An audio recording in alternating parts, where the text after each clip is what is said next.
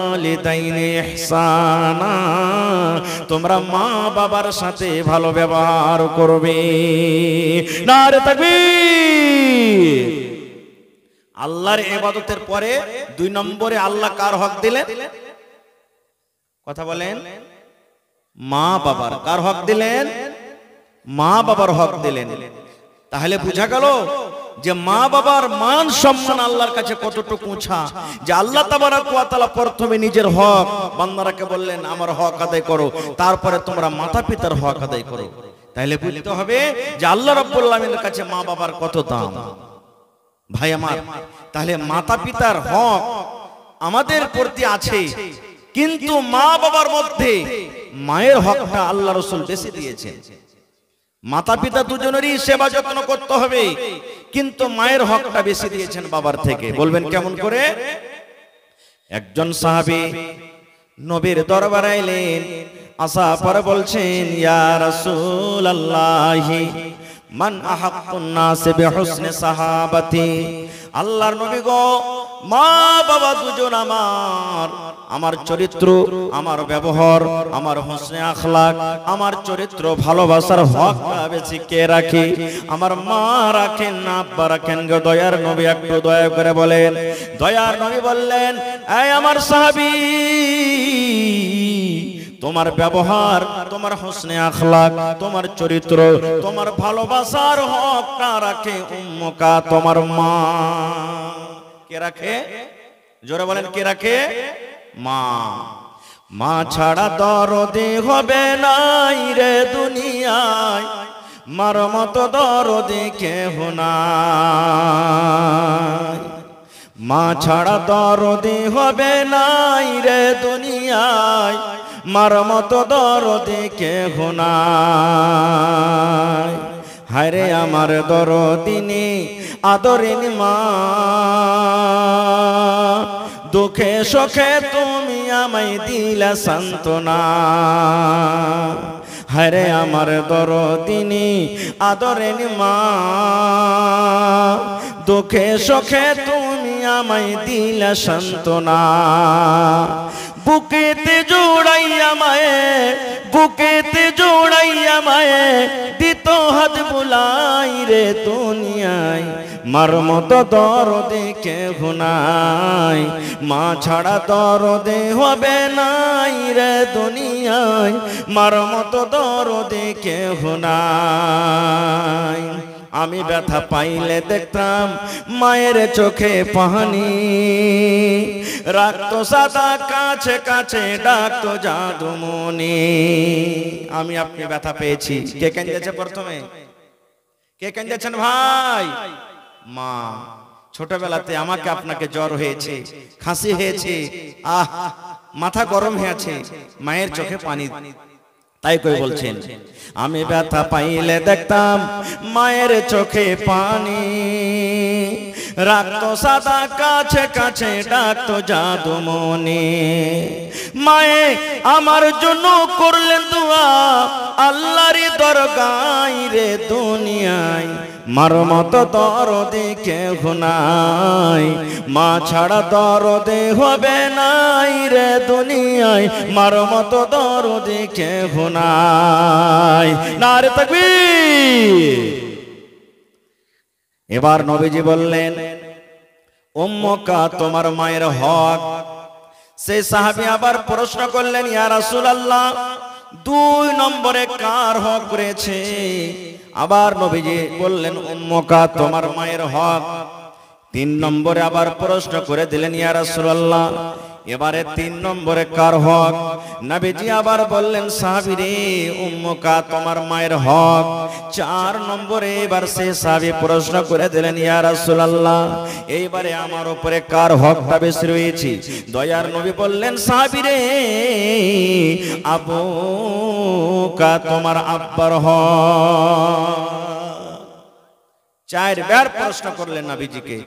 4 বারের বেলাতে 3 বার নবীজি বললেন, উম্মুকা, উম্মুকা, উম্মুকা, তোমার মায়ের হক, তোমার মায়ের হক, তোমার মায়ের হক।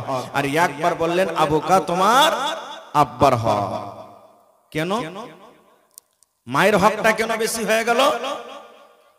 ভাই মুসলমান, আপনারা জানেন, ওরে সুবহানাল্লাহ, যেদিন আমি আপনি মায়ের পেটে যেদিন এসেছিলাম, মায়ের পেটে যেদিন আমি আপনি এসেছি, সুবহানাল্লাহ, আস্তে আস্তে একদিন গেল, 2 দিন গেল, 3 দিন গেল, 5 দিন গেল, মাস গেল, 2 মাস গেল, যেমন যেমন সময় কাটে, দিন কাটে, হায়রে মায়ের কষ্ট কিন্তু দেখা যায় না। আমরা মায়ের কষ্ট তখন দেখতে পাইনি, আমাদের মা আমাদের জন্য কত কষ্ট করেছেন আমরা তখন দেখতে পাইনি।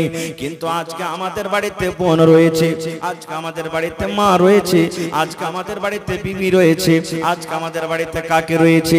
এই মুসলমান, আজকে আমরা তাদেরকে দেখতে পাই যখন 2 মাস 3 মাসের যখন বাচ্চা সন্তান পেটে হয়ে যায়, ওরে আল্লাহ, বমি উল্টি শুরু হয়ে যায়, হয় কি হয় না? ওই মা কিন্তু খানা খেতে পারে না, ওই দিদি খানা খেতে পারে না, ওই বোন কিন্তু খানা খেতে পারে না। এই করে করে ওরে সুবহানাল্লাহ, আপনার মাথাতে যদি 1 কেজি 2 কেজির কোনো ভারী ওজন যদি দিয়ে দেওয়া হয়, 1 কেজির যদি কোনো সামান চাপিয়ে দেওয়া হয়, 8 ঘন্টা 1 ঘন্টা পর আপনার নামাইবার মন হবে, এত ভারী জিনিসকে আমি নিয়ে থাকতে পারবো না। কিন্তু রে সুবহানাল্লাহ, আমার মা আমার জন্য আপনার জন্য এত কষ্ট করেছেন বন্ধুরে। 1 দিন নয়, 2 দিন নয়, 8 থেকে 9 মাস পর্যন্ত পেটে নিয়ে ডুয়ে ডুয়ে আমাকে আপনাকে বাড়ালছেন। শুধু তা নয়, আমার মায়ের আপনার মায়ের রাস্তাতে পথে হাঁটতে কত কষ্ট, কাম কাজে কত কষ্ট হয়েছে। ওরে সুবহানাল্লাহ, গোটা দিন কাম কাজ করার পর বাড়ির লোকজনকে খাবার দিয়ে সন্ধ্যাবেলাতে থালাতে করে গামলাতে করে ভাত নিয়ে বসেছে। এমনি টাইমে এর কোন সমাধি, ওরে সুবহানাল্লাহ, মা খাবার খেতে যাবে, মায়ের পেটে এমন জোর করে একটা ধাক্কা দিয়ে দিলাম, এমন জোর করে একটা হুড়া দিয়ে দিলাম, আমার আপনার মা পিছে কাতর হয়ে গেলেন। ওই মা থালাটা রেখে দিলেন, মায়ের চোখ দিয়ে ঝরঝর ঝরঝর করে পানি ঝরতে লাগলো। মা দেওয়ালে বিছানে হিলা না দিয়ে কানতে কানতে কানতে কানতে গোটা রাত কাটিয়ে দিলেন। মা কিন্তু আর খাবার খেতে পারলেন না। শুধু তা নয় রে বন্ধু, যেদিন আমি আপনি দুনিয়াতে এসেছি, ওরে সুবহানাল্লাহ, এত মায়ের কষ্ট, এত মায়ের কষ্ট, এক একটা যখন ব্যথা উঠে, মা আল্লাহকে বলেন, রব্বুল আলামিন, আমার মরে যাওয়া ভালো আল্লাহ, কিন্তু আমার এরকম ব্যথা আর সহ্য হয় না।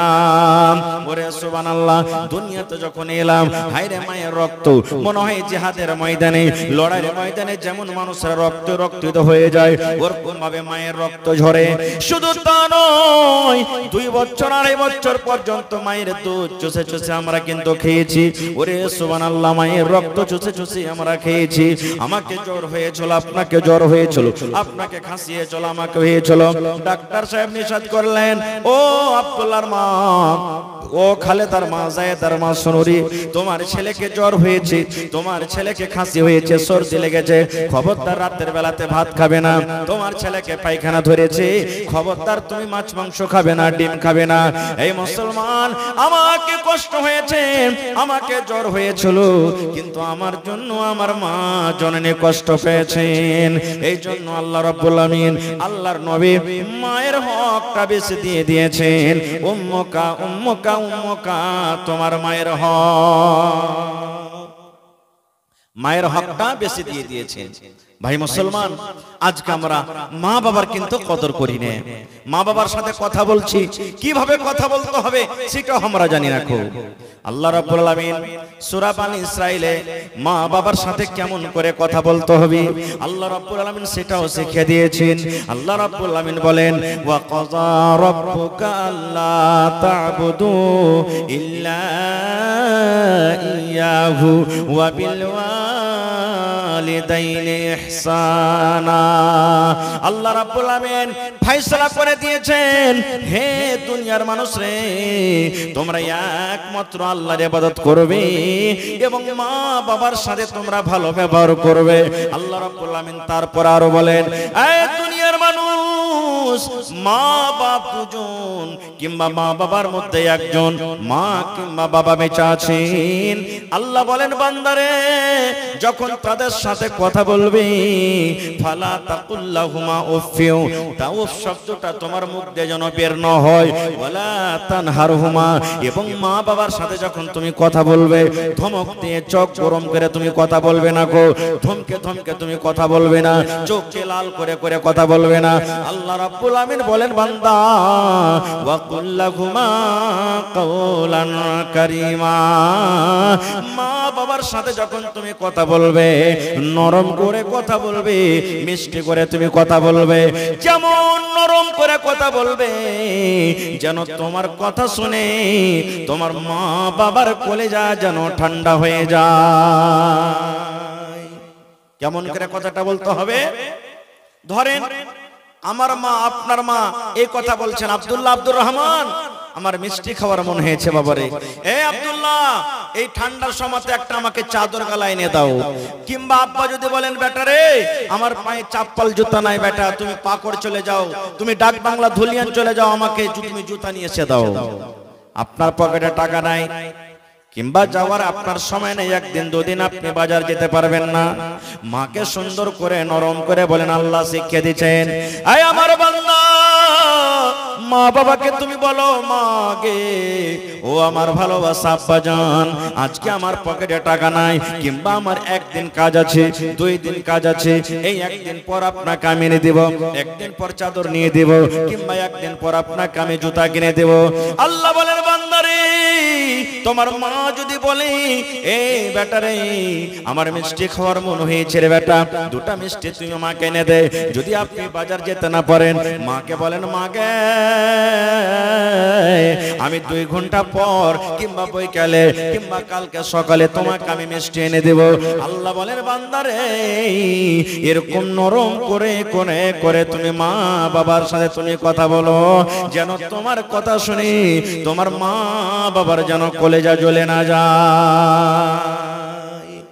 কিন্তু আজকে আমরা কি বলবো, মা বাবা যখন কোনো কথা বলবে তখন কি বলবে, হ্যাঁ আমি কি শুধু তোর ছেলে আছি আর কি তোর ছেলে নাই, আমাকে শুধু বলবি যে এটা দে ওইটা দে ওইটা দে ওইটা দে, আর কি তোর কোনো ছেলেরা নাই, এরকম ভাবে ধমক দিয়ে দিয়ে চোখ গরম করে কথা বলবে। জি না, এরকম ভাবে কথা বলতে হবে না। ভাই মুসলমান এখানে কয়েকটা কথা আরো লুকিয়ে আছে, আমি ওদিকে যাব না, শর্টে কথা বলছি আপনাদের সামনে। এবার একটা হাদিস আপনাদের সামনে রাখি, মা বাবার যদি খেদমত করেন আল্লাহ তাআলা আপনার দোয়া কবুল করবে যদি আপনি মুসিবতে পড়ে যান। কে দোয়া কবুল করবেন? কিন্তু শর্ত আছে মা বাবার যদি খেদমত করেন তাহলে। কেমন কথা যে মৌলানা জি, হাদিসের কথা বলছি, কোন গল্প কিসসা কাহিনী নয়। আমার যোগ্য দুজন ওলামা বসে আছেন স্টেজে, জিজ্ঞাসা করবেন। আল্লাহর রাসূল বলেছেন 3 জন লোক বনি ইসরাইলের মধ্যে রাস্তা দিয়ে হেঁটে চলে যান, রাস্তা দিয়ে হাঁটছেন। আজকে আমাদের মধ্যে কেউ দোয়া করেনি, আর আপনি 3 বার পড়লেন আমিন আমিন আমিন। কি কারণে আপনি আমিনটা পড়লেন? কারণটা কি? কে দোয়া করেছে এখানে? নবীজি কি বললেন জানেন? রে আমার উম্মত, এই আমার সাহাবীরা তোমরা শুনে নাও, আমি যখন মিম্বারের প্রথম ধাপেতে যখন আমি পা দিলাম, প্রথম সিঁড়িতে যখন আমি পা দিলাম, আল্লাহ রাব্বুল আলামিনের ফেরেশতা, যে ফেরেশতা আমার কাছে মাঝে মাঝে আসেন আল্লাহ রাব্বুল আলামিনের ওহী নিয়ে, আদেশ নিয়ে, কোরআন নিয়ে আমার কাছে যে ফেরেশতা আসেন, সেই ফেরেশতা এসে আমার কানে কানে আস্তে করে বললেন, ইয়া রাসূলুল্লাহ আপনি আপনার উম্মতকে মেসেজ দিয়ে দেন, আপনি আপনার উম্মতকে পয়গাম দিয়ে দেন, জানিয়ে দেন। কে জানিয়ে দেন? যে লোকটার মা বাবা দুনিয়াতে বেঁচে আছেন, মা বাবা দুনিয়াতে বেঁচে থাকা সত্ত্বেও ওই লোকটা নিজের মা বাবাকে রাজি করতে পারলো না, মা বাবার সেবা যত্ন করতে পারলো না, মা বাবার খেদমত করতে পারলো না, মা বাবাকে রাজি করে দুনিয়া থেকে বিদায় হলো না, মা বাবাকে নারাজ করে ওই লোকটা দুনিয়া থেকে মারা গেল, দুনিয়া থেকে চলে গেল। মা বাবাকে রাজি করে নিজের জীবনের গুনাহকে মাফ করতে পারলো না, ওই লোকটা যেন হালাক হয়ে যায়, ওই লোকটা যেন ধ্বংস হয়ে যায়, ওই লোকটা যেন বরবাদ হয়ে যায়। তখন আমি পড়লাম আমিন। আমিন মানে আল্লাহ তুমি কবুল করো। তাহলে কি বুঝলাম এই হাদিস থেকে? আরো দুটা কথা আছে। এক নম্বর হলো এটা। দুই নম্বরে নবী বললেন, হে আমার উম্মতের দল, তোমরা শুনে নাও, আমি যখন দ্বিতীয় ধাপেতে পা দিলাম, দুই নম্বর ধাপেতে যখন আমি পা দিলাম, জিবরিল ফেরেশতা আমার কানে কানে বললেন, ইয়া রাসূলুল্লাহ, আল্লাহর নবী গো, আপনি আপনার উম্মতকে মেসেজ দিয়ে দেন, পেগাম দিয়ে দেন, যখন যখন আপনার নাম আসবে, যখন যখন আপনার নাম নেওয়া হবে, আর আপনার নাম আসার সাথে সাথে আপনার নাম শুনে যারা আপনার পরে দুরূদ পড়বে না, যারা সাল্লাল্লাহু আলাইহি ওয়াসাল্লাম পড়বে না, ওই লোকেরা যেন হালাক হয়ে যায়, ওই লোকেরা যেন ধ্বংস হয়ে যায়, বরবাদ হয়ে যায়। দয়ার নবী তখন বললেন আমিন, মানে আল্লাহ এটাও তুমি কবুল করো। তিন নম্বরে নবী বললেন, এই আমার সাহাবীরা শুনে নাও, আমি তিন নম্বর ধাপেতে যখন পা দিলাম, জিবরিল ফেরেশতা আবার আমার কানে কানে বললেন, ও আল্লাহর নবী, আপনি আপনার উম্মতকে জানিয়ে দেন, 12 মাসে এক মাস রমজানের মাস আছে, 12 মাসে এক মাস হলো রমজান। যে আপনার উম্মতেরা শরীর স্বাস্থ্য ভালো, হাট্টা গাট্টা শরীর, কোনো বেমারি নাই, কোনো জ্বর জ্বালা নাই, কোন রকমের অসুখ নাই, আর এই রমজান মাস পেল, রমজান মাস পাওয়ার পর রোজা রাখলো না, তারাবি পড়লো না, জিকির আজকার করলো না, রোজা না রেখে 1 বছরকার গুনাহ মাথাতে থেকে গেল, গুনাহ নিয়ে দুনিয়া থেকে চলে গেল, রোজা রাখলো না, রোজা রেখে নিজের জীবনের গুনাহকে মাফ করতে পারলো না, ওই লোকটা যেন হালাক হয়ে যায়, বরবাদ হয়ে যায়, ওই লোকটা যেন ধ্বংস হয়ে যায়। তখন নবীজি বললেন, আমি পড়লাম আমিন। আমিন মানে আল্লাহ তুমি এটাও কবুল করে নাও। এই হাদিস থেকে কি বুঝলাম? আমি মানুষ, আমার দোয়া কবুল হইতে পারে নাও পারে, কিন্তু আল্লাহর নবী জিবরিল ফেরেশতা যে দোয়া করেছেন, তাদের দোয়া কোনোদিন রদ হবে না, আল্লাহ তাদের দোয়াকে কবুল করবেন। তাহলে বুঝে দেখেন, হে যুবক নওজওয়ান, তিনটার মধ্যে একটা পয়েন্ট আমার এতে লুকিয়ে আছে, কি? যাদের মা বাপ দুনিয়াতে বেঁচে আছেন, আর ওই মা বাবার খিদমত হলো না, মা বাবাকে রাজি করতে পারলেন না, মা বাবাকে খুশি করতে পারলেন না, দুনিয়া থেকে চলে গেলেন, মা বাপ আপনার পরে নারাজ হয়ে থেকে গেল, সুবহানাল্লাহ, নবীজি তার জন্য বদদুয়া করেছেন, ওই লোকটা যেন হালাক বরবাদ হয়ে যায়। এবার বলেন, মা বাপ কত বড় নিয়ামতের জিনিস। আরেকটু আগে চলেন, আল্লাহ রাব্বুল আলামিন কোরআনে বলেন, ওয়াবুদুল্লাহ ওয়ালা তুশরিকু বিহি শাইয়া। আল্লাহ রাব্বুল আলামিন বলেন, হে দুনিয়ার মানুষ, তোমরা একমাত্র আল্লাহর ইবাদত করো। কার ইবাদত করতে হবে আমাদেরকে? জোরে বলেন, আল্লাহ। আল্লাহ এক আছে না দুই? আর একটু জোরে বলে, এক আছে। এর প্রমাণ বিভিন্ন জায়গাতে কোরআনে আছে।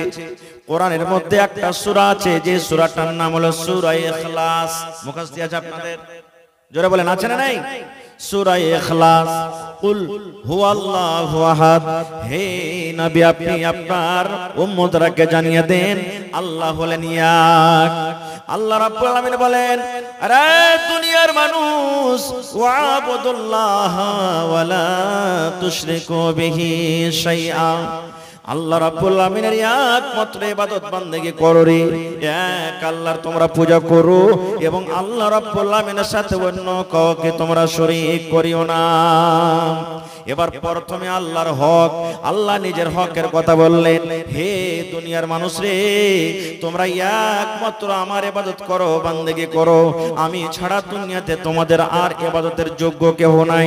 একমাত্র তোমরা আমারই পূজা করবে, আমার কাছে সন্তান চাইবে, আমারই তোমরা ইবাদত করবে, আমার জন্য নামাজ পড়বে, আমার জন্য রোজা রাখবে, আমার সামনে তোমরা মাথা নত করবে, আমার জন্য তোমরা সাজদা করবে।